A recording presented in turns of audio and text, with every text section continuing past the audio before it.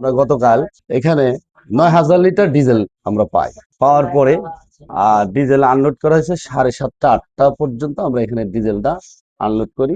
Unload করার পরে 8টা থেকে আমরা তেল দেওয়া শুরু করি মোটামুটি 450 500 কৃষক যে যা প্রাপ্য, মানে যার যতটুকু প্রয়োজন, কারো 200 টাকা, কারো 500 টাকা, কারো 300 টাকা, এই মাপে মোটামুটি 550 কৃষকে ডিজেল আমরা দিই জার্কিনে। তখন দিতে দিতে ট্রাক, এলাকার গাড়ি 20-25টা গাড়ি আছে এখানে।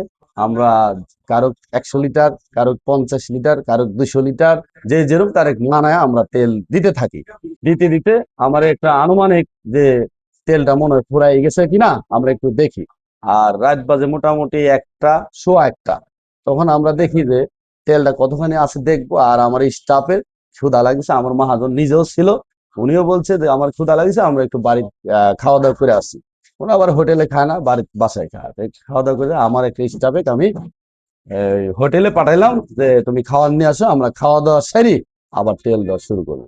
তখন এখানে ওহাব ড্রাইভার, সে এখানে আইসা করছে এখন তেল দে, খাওয়া দাওয়া সময় আমরা সহ্য হচ্ছে না, এই মুহূর্তে তাড়াতাড়ি তেল দে, তেল যদি না দিস সমস্যা তুই বাড়াতে। আমি বলছি ভাই আমরা স্টাফ ফিরা হয়েছে, খাওয়া দাওয়া করতে গেছে, মহাজনও খাইতে গেছে, উনি আসুক বা খাওয়া দাওয়া করে আসলে আমরা 20-25 মিনিট, আধা ঘন্টা সময় দেন, আবার আমরা তেল দেওয়া শুরু করবো। যতক্ষণ তেল আছে অতক্ষণ আমরা দিব।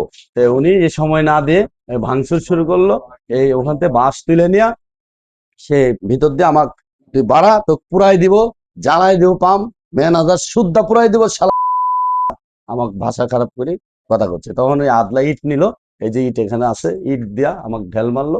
এখানে 8-10 লাখ টাকা ছিল, আমি ওই টাকা পয়সা আমি গুছগাছ করার সুযোগ পাই নাই। ওইভাবে আমি উপরতলা চলে গেছি। চলে যায় পরে উনি সব বাইরে সব ভাঙে।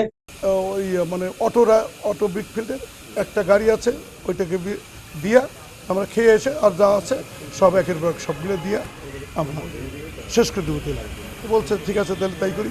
ও বলছে না মনে তরকারি তেল দেওয়া যাবে না, বন্ধ করে দেবে, এটা তো খেতে যেতে হবে। তো তারপর বলে গেছি, এখানে খেতে গেছি, এই কেবল বোধহয় হোটেলে খাইতেও পারিনি, কেবল হোটেল বলতে গেছি। এর মধ্যে আমার ম্যানেজার বলতেছে ওয়াব ড্রাইভার আইসা করছে জ্বালিয়ে পুড়িয়ে দেবো, পাম্প ভেঙে ছিঁড়ে সব চুরমার আগুন ধরাই দেবো।